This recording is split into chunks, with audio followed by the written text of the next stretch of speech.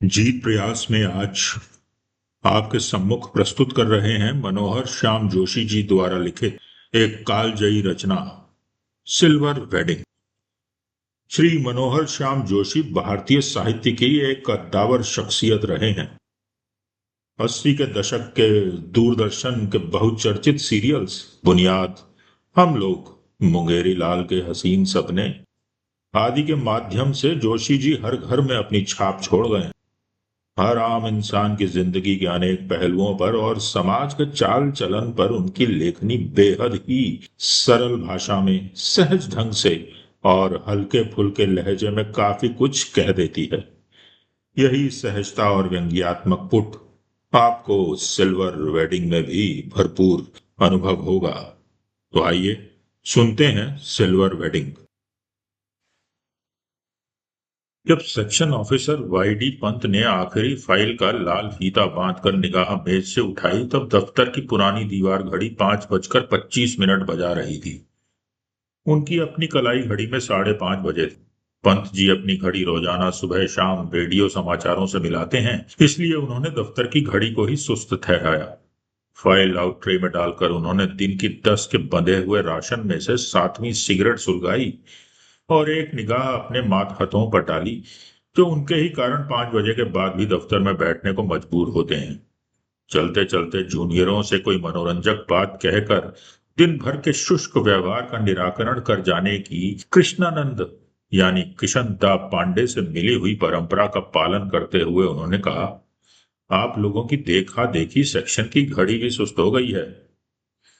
सीधे assistant grade में आए नए छोकरे चड्ढा ने इसकी चौड़ी मोहरी वाली पतलून और ऊंची एड़ी वाले जूते पंत जी को समहाउ इम्प्रॉपर मालूम होते हैं, थोड़ी बदतमीजी सी की। एज यूजुअल बोला, बड़े बाबू, आपकी अपनी चूनेदानी का क्या हाल है?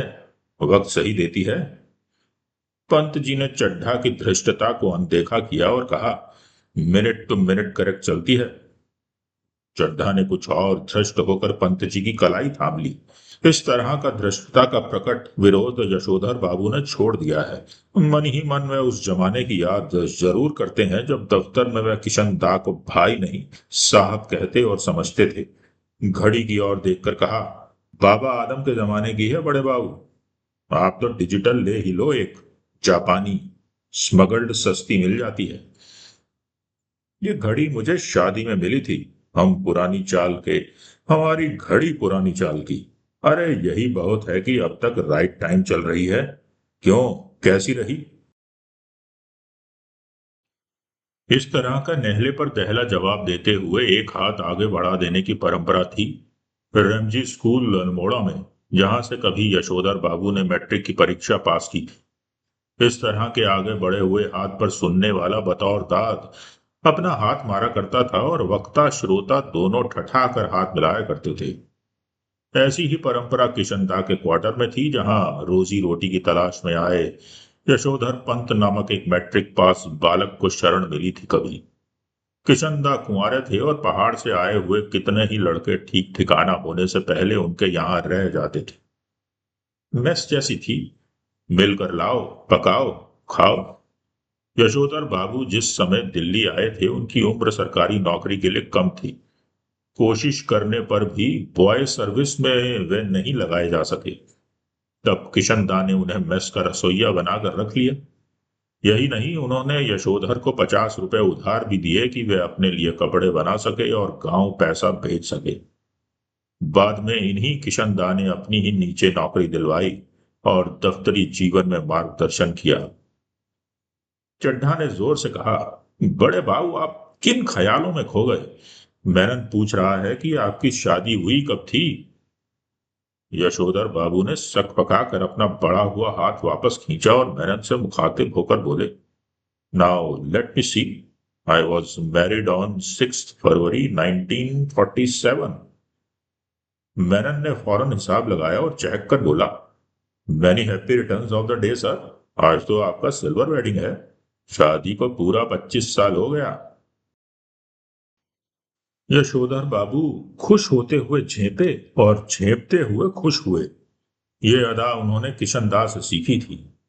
चड्ढा ने घंटी बजाकर चपरासी को बुलाया और कहा, सुन भाई भगवान दास, बड़े बाबू से बड़ा नोट ले और सारे सेक्शन के लिए चाय पानी का इंतजाम कर फटाफट। यशोधर जी बोले, अरे ये वेडिंग एनिवर्सरी वगैरह सब गोरे साहबों के चोचले हैं, हमारे यहाँ जो थोड़ी मनाते हैं। चड्ढा बोला, मिक्सचर मत पिलाइए गुरुदेव, चाय मट्ठी लड्डू बस इतना ही तो सौदा है, इनमें कौन आपकी बड़ी माया निकली जानी है। यशोधर बाबू ने जेब से बटुआ और बटुए से 10 का नोट निकाला और कहा, आप लोग चाय पीजिए, दैट तो आई डोंट माइंड, लेकिन जो हमारे लोगों में कस्टम नहीं है उस पर इंसिस्ट करना, दैट मैं समहाउ इम्प्रॉपर फाइंड करता हूं।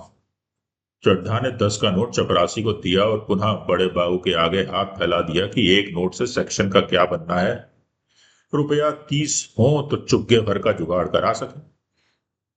सारा सेक्शन जानता है कि यशोधर बाबू अपने बटुए में 100-150 रुपए हमेशा रखते हैं, भले ही उनका दैनिक खर्च नगण्य है। और तो और बस टिकट का खर्च भी नहीं, गोल मार्केट से सेक्रेटेरिएट तक पहले साइकिल से आते जाते थे, इधर पैदल आने जाने लगे हैं क्योंकि उनके बच्चे आधुनिक युवा हो चले हैं और उन्हें अपने पिता का साइकिल सवार होना सख्त नागवार गुजरता है। बच्चों के अनुसार साइकिल तो चपरासी चलाते हैं, बच्चे चाहते हैं कि पिताजी स्कूटर ले लें, लेकिन पिताजी को समहाउ स्कूटर निहायत बेहुदा सवारी मालूम होती है और कार जब अफोर्ड की ही नहीं जा सकती तब उसकी बात सोचना ही क्या। चड्ढा के जोर देने पर बड़े बाबू ने 10-10 के 2 नोट और दे दिए, लेकिन सारे सेक्शन के इसरार करने पर भी वे अपनी सिल्वर वेडिंग की इस दावत के लिए रुके नहीं। मातहत लोगों से चलते चलते थोड़ा हंसी मजाक कर लेना किशन दा की परंपरा में है। उनके साथ बैठकर चाय पानी और गप गपाष्टक में वक्त बर्बाद करना उस परंपरा के विरुद्ध है। इधर यशोधर बाबू ने दफ्तर से लौटते हुए रोज बिड़ला मंदिर जाने और उसके उद्यान में बैठकर प्रवचन सुनने अथवा स्वयं ही प्रभु का ध्यान लगाने की नई रीत अपनाई है। ये बात उनके पत्नी बच्चों को बहुत अखरती है। बब्बा, आप कोई बुढ़े थोड़े हैं जो रोज रोज मंदिर जाएं, इतने ज्यादा व्रत करें, ऐसा कहते हैं वे। यशोधर बाबू इस आलोचना को अनसुना कर देते हैं। सिद्धांत के धनी की किशन दा के अनुसार वही निशानी है। बिड़ला मंदिर से उठकर यशोधर बाबू पहाड़गंज जाते हैं और घर के लिए साग सब्जी खरीद लाते हैं। अगर किसी से मिलना मिलाना हो तो वह भी इसी समय कर लेते हैं। तो भले ही दफ्तर 5 बजे छूटता हो, वह घर 8 बजे से पहले कभी नहीं पहुंचते। आज बिड़ला मंदिर जाते हुए यशोधर बाबू की निगाह उस अहाते पर पड़ी जिसमें कभी किशन दा का 3 बेडरूम वाला बड़ा क्वार्टर हुआ करता था और जिस पर इन दिनों एक 6 मंजिला इमारत बनाई जा रही है। इधर से गुजरते हुए कभी DIZ एरिया की बदलती शक्ल देखकर यशोधर बाबू को बुरा सा लगता है। यह लोग सारा गोल मार्केट क्षेत्र तोड़कर यहाँ एक मंजिला क्वार्टरों की जगह ऊंची इमारतें बना रहे हैं। यशोधर बाबू को पता नहीं कि ये लोग ठीक कर रहे हैं कि गलत कर रहे हैं। उन्हें ये जरूर पता है कि उनकी यादों के गोल मार्केट के डहाए जाने का गम मनाने के लिए उनका इस क्षेत्र में डटे रहना निहायत जरूरी है। उन्हें एंड्रयूसगंज, लक्ष्मीबाई नगर, पंडारा रोड आदि नई बस्तियों में पद की गरिमा के अनुरूप D2 टाइप क्वार्टर मिलने की अच्छी खबर कई बार आई, मगर हर बार उन्होंने गोल मार्केट छोड़ने से इनकार कर दिया। अब उनका क्वार्टर टूटने का नंबर आया तब भी उन्होंने इसी क्षेत्र की इन बस्तियों में बचे हुए क्वार्टरों में एक अपने नाम अलॉट करा लिया। पत्नी के ये पूछने पर कि जब यह भी टूट जाएगा तब क्या करोगे, उन्होंने कहा, तब की तब देखी जाएगी। कहा और उसी तरह मुस्कुराए जिस तरह किशन दा यही फिक्रा कहकर मुस्कुराते थे। सच तो यह है कि पिछले कई वर्षों से यशोधर बाबू का अपनी पत्नी और बच्चों से हर छोटी बड़ी बात में मतभेद होने लगा है और इसी वजह से वे घर जल्दी लौटना पसंद नहीं करते। जब तक बच्चे छोटे थे तब तक वे उनकी पढ़ाई लिखाई में मदद कर सकते थे। अब बड़ा लड़का एक प्रमुख विज्ञापन संस्था में नौकरी पा गया है। यद्यपि समहाउ यशोधर बाबू को अपने साधारण पुत्र को असाधारण वेतन देने वाली ये नौकरी कुछ समझ में नहीं आती। वे कहते हैं कि 1,500 रुपया तो हमें अब रिटायरमेंट के पास पहुंचकर मिला है, शुरू में ही 1,500 रुपया देने वाली इस नौकरी में जरूर कुछ पेच होगा। यशोधर जी का दूसरा बेटा दूसरी बार आईएएस देने की तैयारी कर रहा है और यशोधर बाबू के लिए समझ सकना असंभव है कि अब यह पिछले साल एलाइड सर्विसेज के सूची में माना काफी नीचे आ गया था, तब उसने ज्वाइन करने से इनकार क्यों कर दिया। उनका तीसरा बेटा स्कॉलरशिप लेकर अमेरिका चला गया है और उनकी एकमात्र बेटी न केवल तमाम प्रस्तावित वर अस्वीकार करती चली जा रही है, बल्कि डॉक्टरी की उच्चतम शिक्षा के लिए स्वयं भी अमेरिका चले जाने की धमकी दे रही है।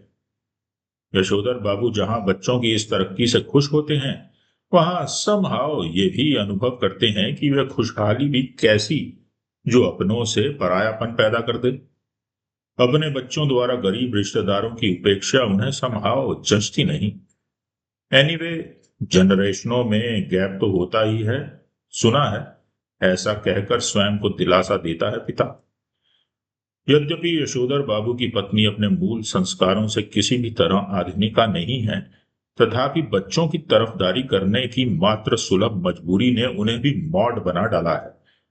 कुछ ये भी है कि जिस समय उनकी शादी हुई थी, यशोधर बाबू के साथ गांव से आए ताऊ जी और उनके दो विवाहित बेटे भी रहा करते। इस संयुक्त परिवार में पीछे ही पीछे बहुओं में गजब के तनाव थे, लेकिन ताऊ जी के डर से कोई कुछ कह नहीं पाता था। यशोधर बाबू की पत्नी को शिकायत है कि संयुक्त परिवार वाले उस दौर में पति ने हमारा पक्ष कभी नहीं लिया, बस जिठानियों की चलने दी।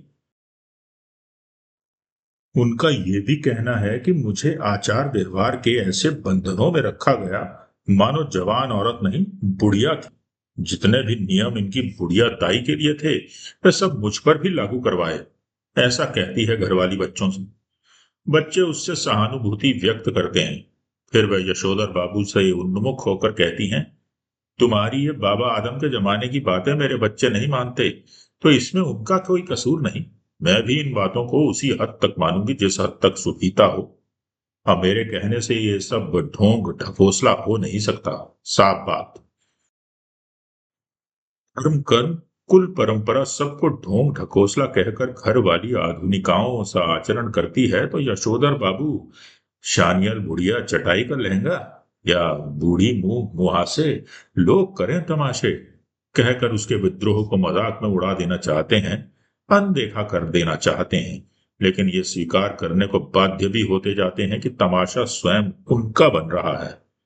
जिस जगह किशनदा का क्वार्टर था, उसके सामने खड़े होकर एक गहरा निश्वास छोड़ते हुए यशोधर जी ने अपने से पूछा कि क्या ये बेटर नहीं रहता कि किशनदा की तरह घर गृहस्थी का बवाल ही ना पाला होता और लाइफ कम्युनिटी के लिए डेडिकेट कर दी होती। फिर उनका ध्यान इस ओर गया कि बाल जाति किशनदा का बुढ़ापा सुखी नहीं रहा। उनके तमाम साथियों ने हौज खास, ग्रीन पार्क, कैलाश कॉलोनी कहीं ना कहीं जमीन ली, मकान बनवाया, लेकिन उसने कभी इस ओर ध्यान ही नहीं दिया। रिटायर होने के 6 महीने बाद जब उसे क्वार्टर खाली करना पड़ा, तब हद हो गई। उसके द्वारा उपकृत इतने सारे लोगों में से एक ने उसे अपने यहाँ रहने की पेशकश नहीं की। स्वयं यशोधर बाबू उनके सामने ऐसा कोई प्रस्ताव नहीं रख पाए, क्योंकि उस समय तक उनकी शादी हो चुकी थी और उनके 2 कमरों के क्वार्टर में 3 परिवार रहा करते थे। किशनदा कुछ साल राजेंद्र नगर में किराए का क्वार्टर लेकर रहा और फिर अपने गांव लौट गया, जहां साल भर बाद उसकी मृत्यु हो गई। ज्यादा पेंशन खा नहीं सका बेचारा। विचित्र बात यह है कि उसे कोई बीमारी भी नहीं हुई, बस रिटायर होने के बाद मुरझाता सूखता ही चला गया। जब उसके एक बिरादर से मृत्यु का कारण पूछा, तब उसने यशोधर बाबू को यही जवाब दिया, जो हुआ होगा, यानी पता नहीं क्या हुआ। जिन लोगों के बच्चे बाल बच्चे नहीं होते, घर परिवार नहीं होता, उनकी रिटायर होने के बाद जो हुआ होगा से भी मौत हो जाती है। ये जानते हैं यशोधर जी, बच्चों का होना भी जरूरी है। ये सही है कि यशोधर जी के बच्चे मनमानी कर रहे हैं और ऐसा संकेत दे रहे हैं कि उनके कारण यशोधर जी को बुढ़ापे में कोई विशेष सुख प्राप्त नहीं होगा। लेकिन यशोधर जी अपनी मर्यादा पुरुष किशनदास से सुनी गई ये बात नहीं भूले हैं कि गधा 25 में कोई क्या करता है, इसकी चिंता नहीं करनी चाहिए, क्योंकि बाद में हर आदमी समझदार हो जाता है। यद्यपि युवा यशोधर को विश्वास नहीं होता, तथापि किशनदा बताते हैं कि किस तरह मैंने जवानी में 50 किस्म की खुराफात की हैं। ककड़ी चुराना, गर्दन मोड़ के मुर्गी मार देना, पीछे की खिड़की से कूद कर सेकंड शो सिनेमा दिखाना। कौन कर्म ऐसा है जो तुम्हारे इस किशनदा ने नहीं कर रखा? जिम्मेदारी सिर पर पड़ेगी तब सब अपने आप ठीक हो जाएंगे। यह भी किशनदा से विरासत में मिला हुआ एक फिक्रा है, जिसे यशोधर बाबू अक्सर अपने बच्चों के प्रसंग में दोहराते हैं। उन्हें कभी कभी लगता है कि अगर मेरे पिता तब नहीं गुजरे होते जब मैं मैट्रिक में था, तो शायद मैं भी गधा पच्चीसी के लंबे दौर से गुजरता। जिम्मेदारी सिर पर जल्दी पड़ गई तो जल्दी ही जिम्मेदार आदमी भी बन गया। जब तक बाप है तब तक मौज कर लो। ये बात यशोधर जी कभी कभी तंजिया कहते हैं, लेकिन कहते हुए उनके चेहरे पर जो मुस्कान खिल जाती है वह बच्चों पर यह प्रकट करती है कि बाप को उनका सनात होना, गैर जिम्मेदाराना होना, कुल मिलाकर अच्छा लगता है। यशोधर बाबू कभी कभी मन ही मन स्वीकार करते हैं कि दुनियादारी में बीवी बच्चे उनसे अधिक सुलझे हुए हो सकते हैं, लेकिन दो के चार करने वाली दुनिया ही उन्हें कहाँ मंजूर है जो उसकी रीति मंजूर करें।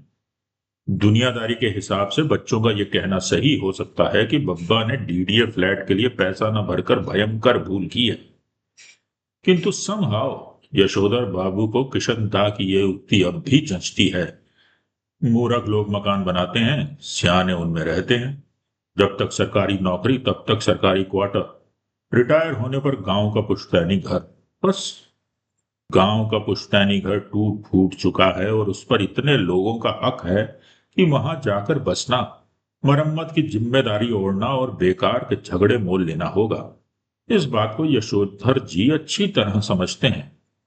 बच्चे बहस में जब ये तर्क दोहराते हैं तब उनसे कोई जवाब देते नहीं बनता। उन्होंने हमेशा यही कल्पना की थी और आज भी करते हैं कि उनका कोई लड़का उनके रिटायर होने से पहले सरकारी नौकरी में आ जाएगा और क्वार्टर उनके परिवार के पास बना रह सकेगा। अब भी पत्नी द्वारा भविष्य का प्रश्न उठाए जाने पर यशोधर बाबू इस संभावना को रेखांकित कर देते हैं। जब पत्नी कहती है, अगर ऐसा नहीं हुआ तो आदमी को तो हर तरह से सोचना चाहिए, तब यशोधर बाबू टिप्पणी करते हैं कि सब तरह से सोचने वाले हमारी बिरादरी में नहीं होते, उसमें तो एक तरह से ही सोचने वाले होते हैं। कहते हैं और कहकर लगभग नकली ही हंसी हंसते हैं। जितना ही इस लोक की जिंदगी यशोधर बाबू को यह नकली हंसी हंसने के लिए बाध्य कर रही है, उतना ही वह परलोक के बारे में उत्साही होने का यत्न कर रहे हैं। तो उन्होंने बिड़ला मंदिर की ओर तेज कदम बढ़ाए, लक्ष्मी नारायण के आगे हाथ जोड़े, असीक का फूल चुटिया में खोसा और पीछे के उस प्रांगण में जा पहुंचे जहां एक महात्मा जी गीता का प्रवचन कर रहे थे। अफसोस, आज प्रवचन सुनने में यशोधर जी का मन खास लगा नहीं। सच तो यह है कि वह भीतर से बहुत ज्यादा धार्मिक अथवा कर्मकांडी है नहीं।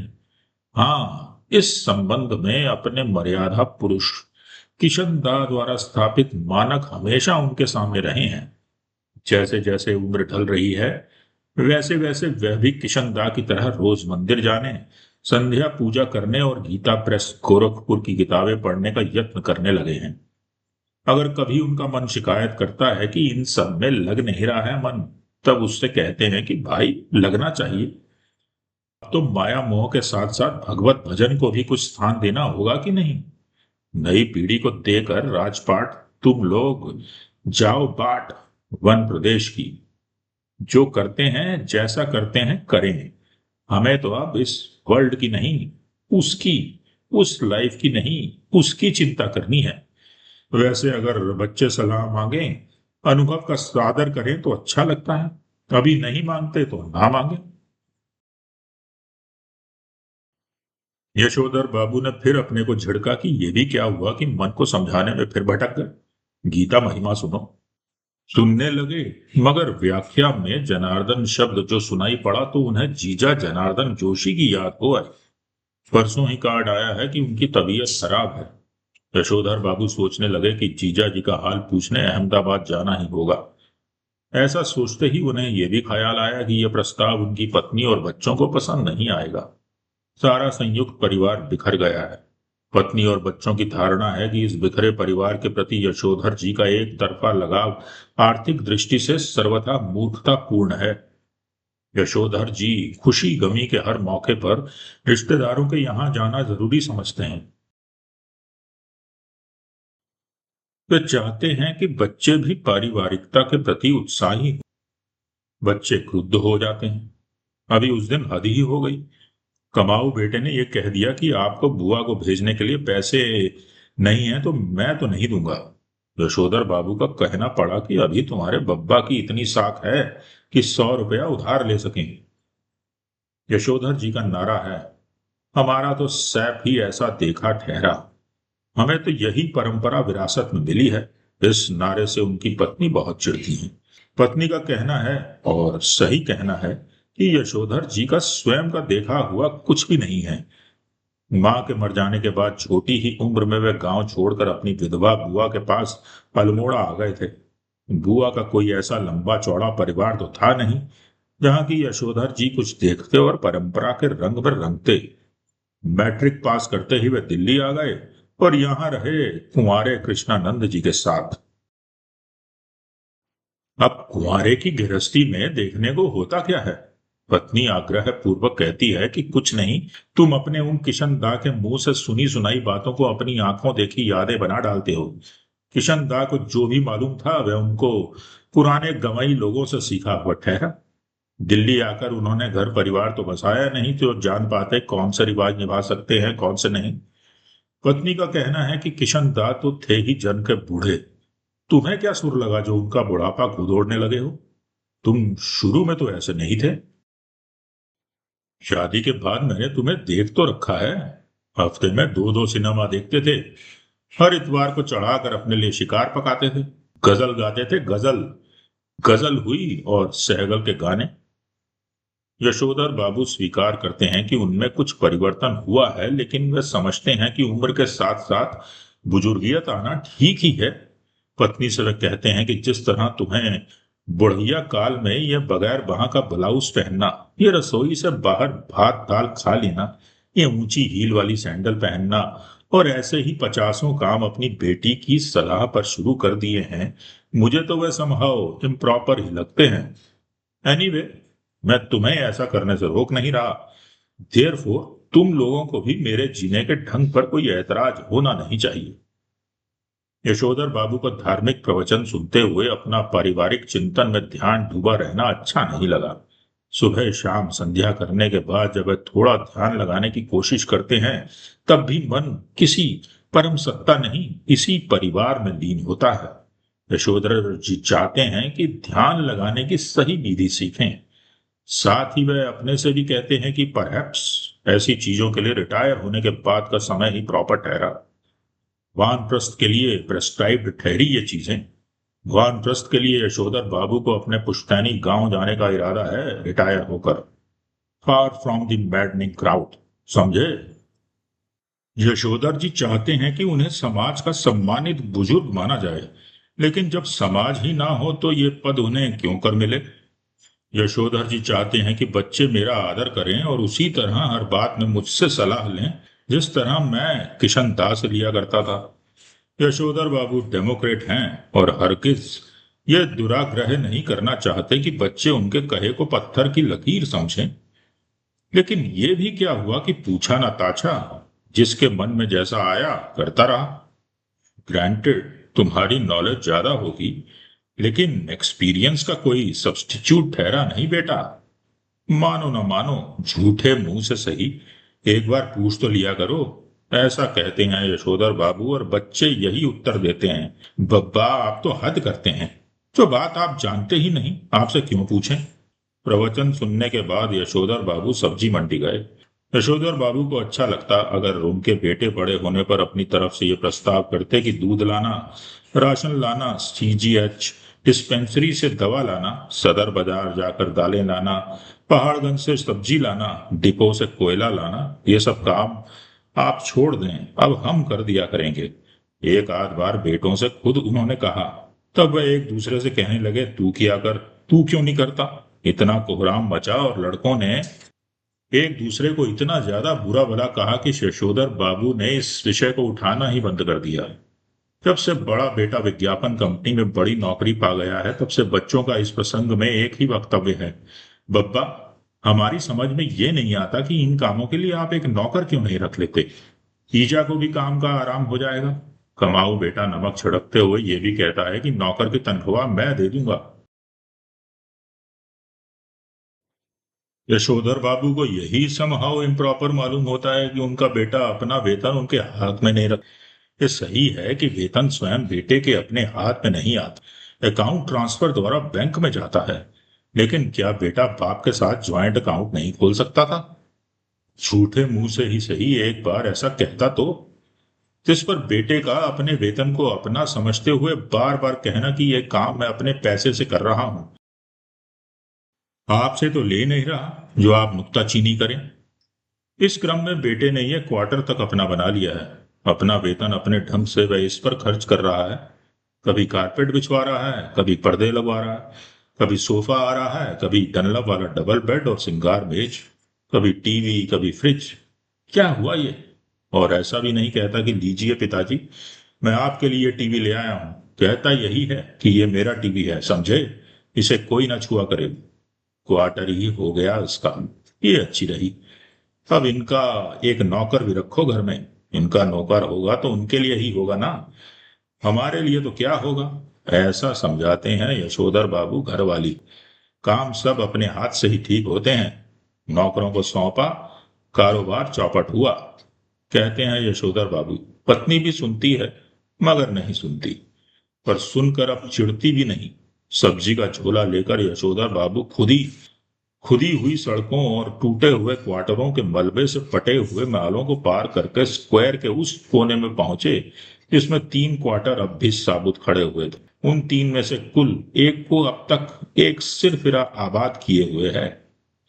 बाहर बदरंग तख्ती से उसका नाम लिखा है, वाई डी पंत।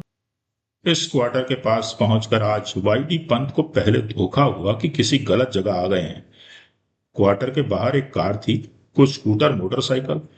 बहुत से लोग विदा ले दे रहे थे। बाहर बरामदे में रंगीन कागज की झालरें और गुब्बारे लटके हुए थे और रंग बिरंगी रोशनियां जली हुई थी। फिर उन्हें अपना बड़ा बेटा भूषण पहचान में आया, जिससे कार में बैठा हुआ कोई साहब हाथ मिला रहा था और कह रहा था, give my warm regards to your father. Yashodhar babu ठिठक गए। उन्होंने अपने से पूछा, क्यों, आज मेरे क्वार्टर में क्या हो रहा होगा? उसका जवाब भी उन्होंने अपने को दिया, जो करते होंगे ये लौंडे मोंडे, इनकी माया यही जाने। अब यशोधर बाबू का ध्यान इस ओर गया कि उनकी पत्नी और उनकी बेटी भी कुछ मेम साहबों को विदा करते हुए बरामदे में खड़ी हैं। लड़की जीन और बगैर बांग का टॉप पहने हैं। यशोधर बाबू उससे कई मर्तबा कह चुके हैं कि तुम्हारी ये पतलून और सैंडो बनियान यानी ड्रेस मुझे तो समहाउ इम्प्रॉपर मालूम होती है, लेकिन वे भी जिद्दी ऐसी है कि इसे ही पहनती है। और पत्नी भी उसी की तरफदारी करती है, कहती है, इस सिर पर पल्लू वल्लू मैंने कर लिया बहुत तुम्हारे कहने पर, समझे। मेरी बेटी वही करेगी जो दुनिया कर रही है। पुत्री का पक्ष लेने वाली ये पत्नी इस समय होठों पर लाली और बालों पर खिजाब लगाए हुए थी, जबकि ये दोनों ही चीजें, आप कुछ भी कहिए, यशोधर बाबू को समहाउ इम्प्रॉपर ही मालूम होती हैं।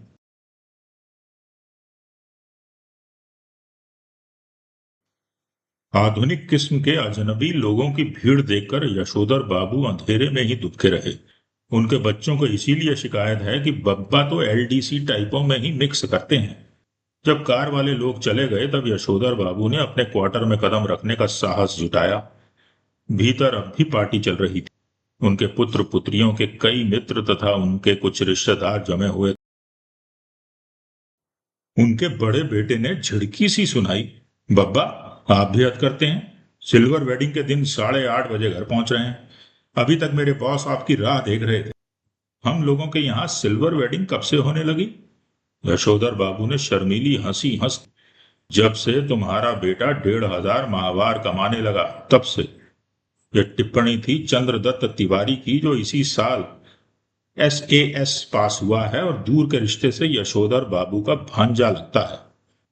यशोधर बाबू को अपने बेटों से तमाम तरह की शिकायतें हैं, लेकिन कुल मिलाकर उन्हें यह अच्छा लगता है कि लोग बाग उन्हें ईर्ष्या का पात्र समझते हैं। भले ही उन्हें भूषण का गैर सरकारी नौकरी करना समझ में ना आता, तथापि वे ये बखूबी समझते हैं कि इतनी छोटी उम्र में 1,500 माहवार प्लस कन्वेयंस अलाउंस एंड तुम्हारा अदर वर्क्स पा जाना कोई मामूली बात नहीं है। इसी तरह भले ही यशोधर बाबू ने बेटों की खरीदी हुई हर नई चीज के संदर्भ में यही टिप्पणी की हो कि ये क्या हुआ, समहाउ मेरी तो समझ में आता नहीं, इसकी क्या जरूरत थी। तथापि उन्हें कहीं इस बात से थोड़ी खुशी भी होती है कि इस चीज के आ जाने से उन्हें नए दौर के निश्चय ही गलत मानकों के अनुसार बड़ा आदमी मान लिया जा रहा है। मिसाल के लिए जब बेटों ने गैस का चूल्हा जुटाया तब यशोधर बाबू ने उसका विरोध किया, और आज भी वे यही कहते हैं कि इस पर बनी रोटी मुझे तो संभाव रोटी जैसी लगती नहीं। तथापि वे जानते हैं कि गैस न होने पर इस नगर में चपरासी श्रेणी के मान लिए जाते। इसी तरह फ्रिज के संदर्भ में आज भी यशोधर बाबू यही कहते हैं कि मेरी समझ में आज तक ये नहीं आया कि इसका फायदा क्या है। बासी खाना खाना अच्छी आदत तो ठहरी नहीं, और ये ठहरा इसी काम का कि सुबह बनाकर रख दिया और शाम को खाया।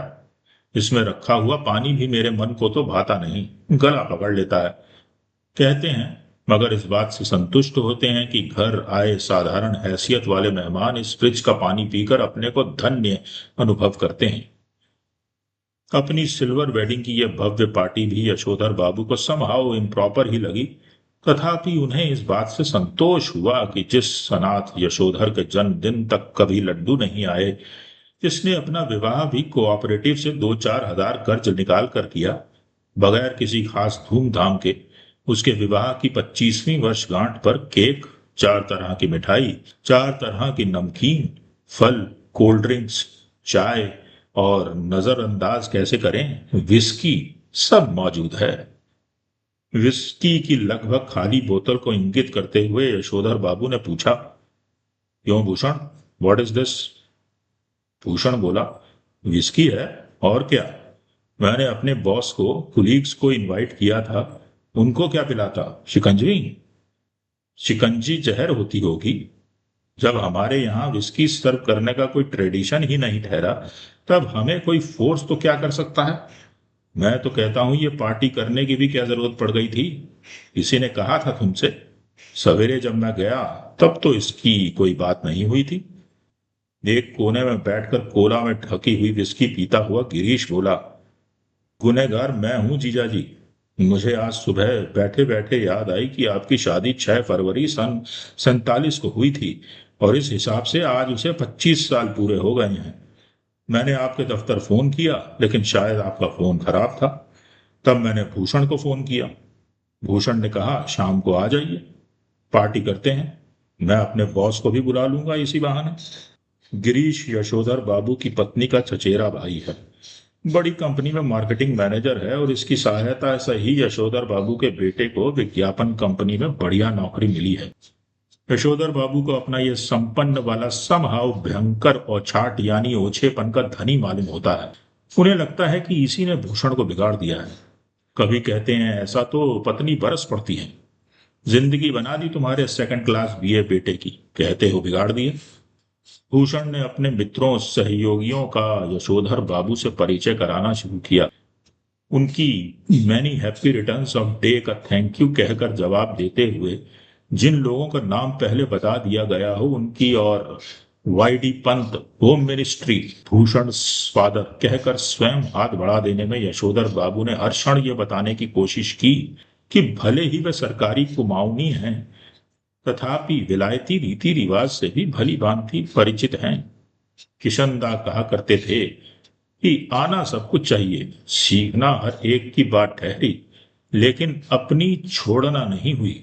टाई सूट पहनना आना चाहिए, लेकिन धोती कुर्ता अपनी पोशाक है, ये भी नहीं भूलना चाहिए। अब बच्चों ने एक और विलायती परंपरा के लिए आग्रह किया, यशोधर बाबू अपनी पत्नी के साथ केक काटें। घरवाली पहले थोड़ा शर्माई, लेकिन जब बेटी ने हाथ खींचा तब उसे केक के पीछे जा खड़ा होने में कोई हिचक नहीं हुई। वहीं से उसने पति को भी पुकारा। यशोधर बाबू को केक काटना बचकानी बात मालूम हुई। बेटी उन्हें लगभग खींच कर ले गई। यशोधर बाबू ने कहा, somehow I don't like all this, लेकिन anyway, उन्होंने केक काट ही दिया। गिरीश ने उनकी ये अनमनी किंतु संतुष्ट छवि कैमरे में कैद कर ली।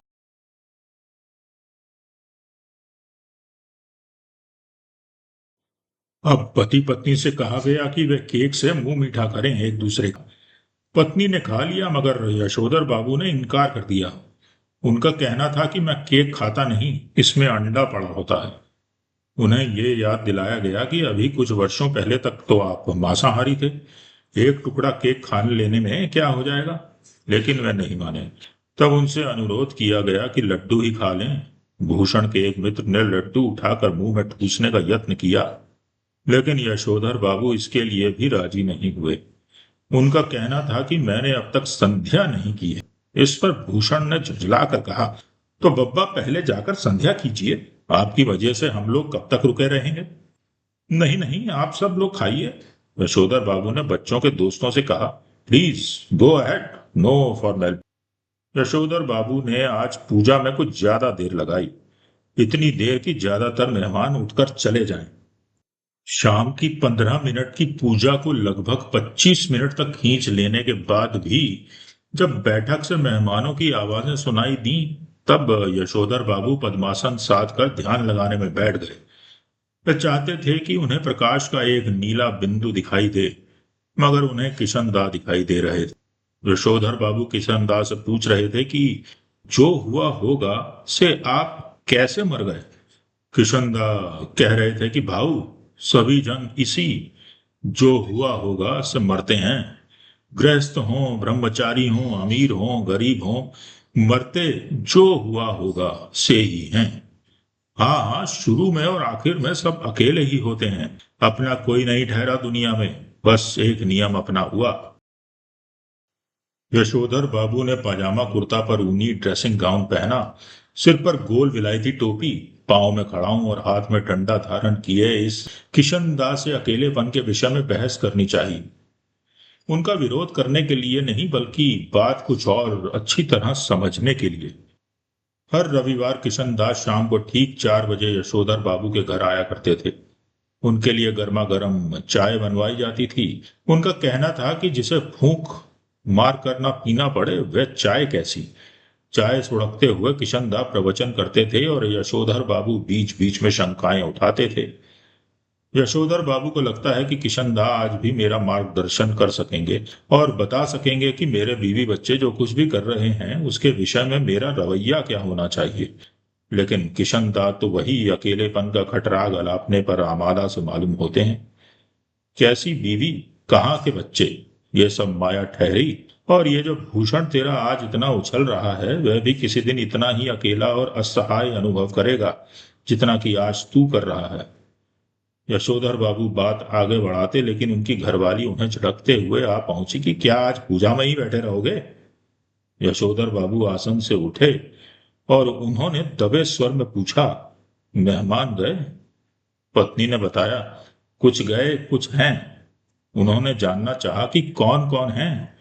आश्वस्त होने पर कि सभी रिश्तेदार ही हैं, वह उसी लाल गमछे में बैठक में चले गए जिसे पहनकर वह संध्या पर बैठे थे।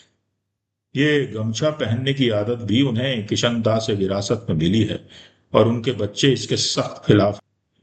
Everybody gone, party over?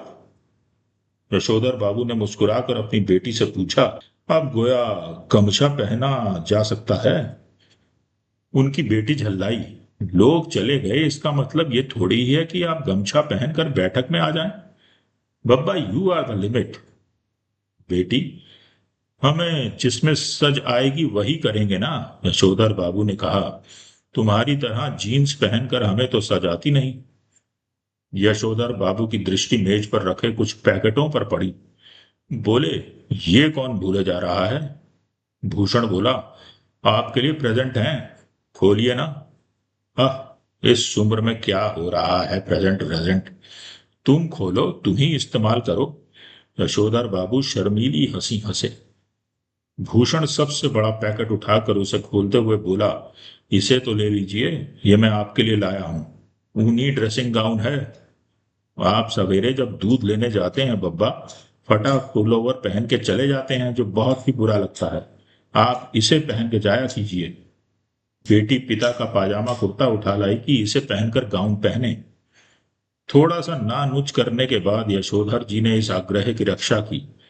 Gown का सैश कसते हुए उन्होंने कहा, अच्छा तो ये ठहरा ड्रेसिंग गाउन।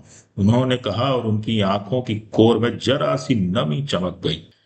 ये कहना मुश्किल है कि इस घड़ी उन्हें ये बात चुभ गई कि उनका जो बेटा ये कह रहा है कि आप सवेरे ये ड्रेसिंग गाउन पहनकर दूध लेने जाया करें, तो ये नहीं कह रहा कि दूध मैं ला दिया करूंगा, या कि इस गाउन को पहनकर उनके अंगों में वह किशन दा उतर आया है जिसकी मौत जो हुआ होगा से हुई।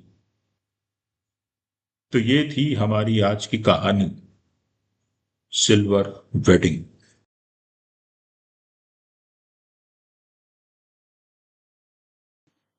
उम्मीद है कि समहाउ आपको ये कहानी अच्छी लगी होगी।